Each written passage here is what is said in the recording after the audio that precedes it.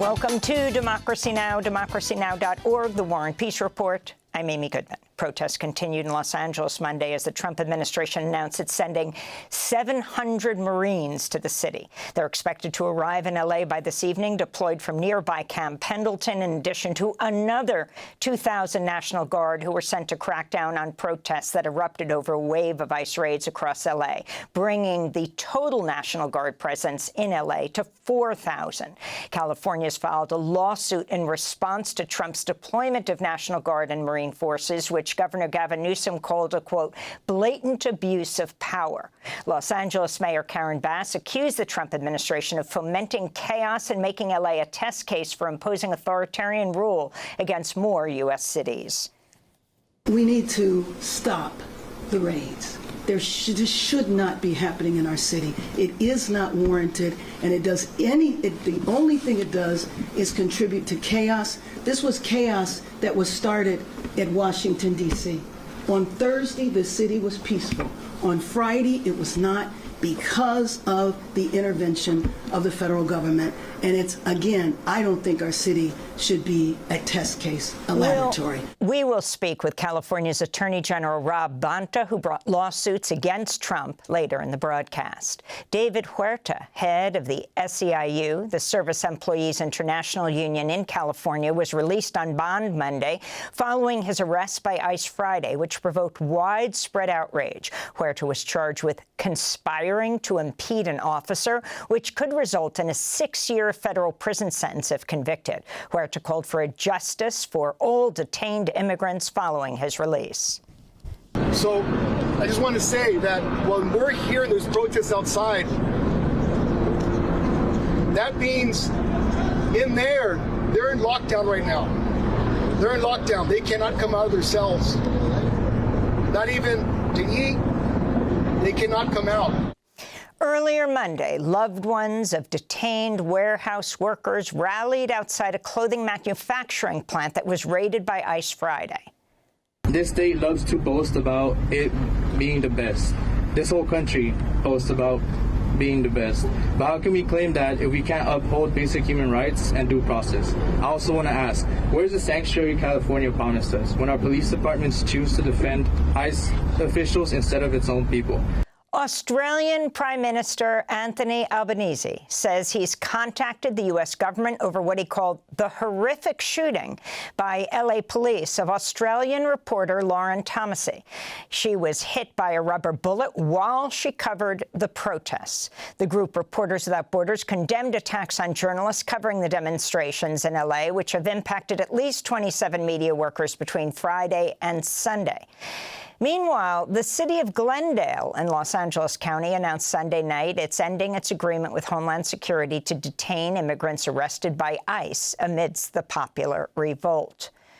Several Democratic Congress members from California and New York say they were blocked from entering Immigration and Customs Enforcement jails for safety inspections over the weekend to check on people arrested during recent mass raids.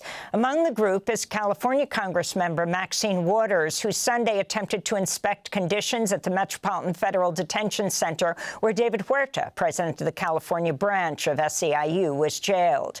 Here in New York, Congressmembers Nydia Velázquez and Adriano Espaillat said they were blocked from inspecting an ICE jail in Manhattan, 26 Federal Plaza, where advocates say over 100 immigrants recently arrested at federal court hearings are now being detained in overcrowded cells. The detainees have also been reportedly forced to sleep on bathroom floors. In Gaza, at least 60 Palestinians have been killed in Israeli attacks since Monday. In southern Gaza, Israeli forces opened fire on a group of families walking to an aid site, killing at least 20 Palestinians, injuring over 100 others. At Nasser Hospital in Khan Yunis, health workers say they've been overwhelmed with cases of people attacked while seeking aid. This is Dr. Mohammed Sakr. Daily, we receive many martyrs and wounded people from the U.S. food distribution centers located in Rafah. Most of the martyrs and the wounded who arrive at Nasser Medical Complex, their injuries are in the upper part of their body, especially the chest and head area. Unfortunately, the situation is tragic. Daily, we receive dozens of martyrs and wounded. At least 3 Palestinian paramedics were also killed in Israeli strikes while attempting to rescue wounded families from an Israeli airstrike on a home in Gaza City. Their names are Hussein Abu Faisal, Wa'el al-Attar, and Bara Fana. The journalist Momen Abu al-Auf was also killed in that attack, the 227th media worker killed in Gaza over the last 20 months. This all comes as a UN commission says Israeli attacks on Gaza's schools, religious and cultural sites amount to war crimes and crimes against humanity. In more news from the region, Israel launched overnight strikes on Yemen's port city of Hodeidah, a key port for the entry of humanitarian aid. Israeli officials have also threatened to impose an aerial and naval blockade in response to ongoing Houthi attacks on Israeli and Israel-linked vessels, which the group launched in response to Israel's war on Gaza. Israel's formally placed under arrest 8 of the 12 international activists from the Gaza Freedom Flotilla after they refused to sign a voluntary deportation order.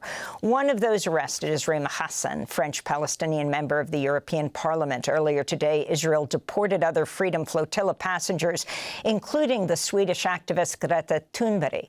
Massive protests erupted in France Monday in response to Israel's raid of the Madeleine in international waters as the ship attempted to deliver food and medicine to besieged Palestinians in Gaza.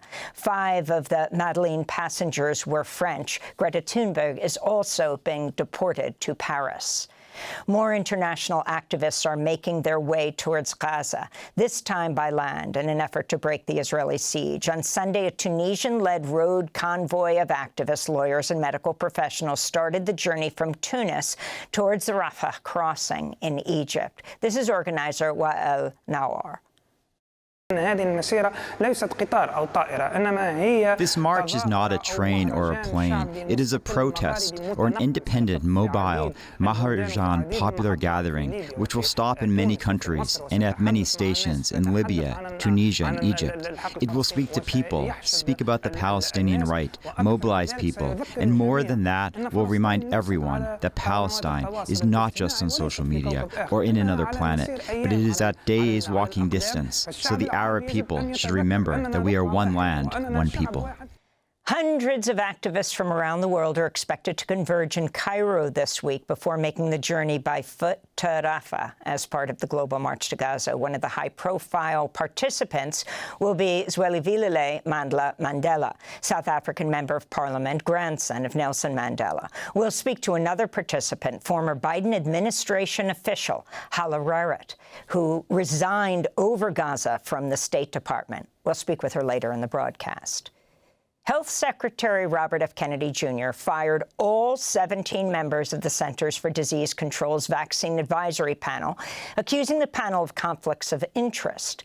The move was roundly condemned by medical associations and public health experts. Dr. Richard Besser, former acting director of the Centers for Disease Control, said, quote, "Nobody has done more than Secretary Kennedy to sow unwarranted doubt about the safety and effectiveness of vaccines. This decision demonstrates a complete lack of caring about the health and safety of every American," he said. The committee's recommendations are considered binding and affect which vaccinations must be covered by insurance.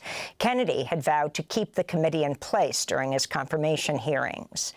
Meanwhile, some 340 employees at the National Institutes of Health penned a scathing letter to agency director Jay Bhattacharya, objecting to the termination of over 2,000 research grants and the cancellation of over $12 million in grants and contracts. The letter, entitled the Bethesda Declaration, reads, quote, "We dissent to administration policies that undermine the NIH mission, waste public resources, and harm the health of Americans and people across the globe," unquote. Some 5,000 NIH workers have been fired by the Trump administration. Separately, Public Citizen Monday published an open letter signed by 6,000 medical professionals admonishing the Trump administration's cuts to health agencies and the Republican plan to slash Medicaid in the current spending proposal. The health workers wrote, quote, "We are certain this will cost lives," unquote. In Austria, at least 9 people have been killed in a mass shooting at a high school in the city of Graz. Several students are among the victims. The suspect has also been reported dead.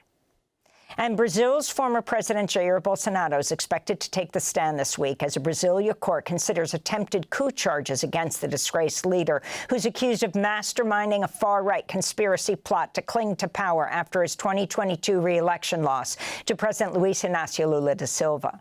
The coup plot allegedly included a plan to assassinate Lula and a Supreme Court justice. And those are some of the headlines. This is Democracy Now!, democracynow.org, The War and Peace Report. I'm Amy Goodman in New York, joined by Democracy Now!'s Juan Gonzalez in Chicago. Hi, Juan. Hi, Amy, and welcome to all of our listeners and viewers across the country and around the world.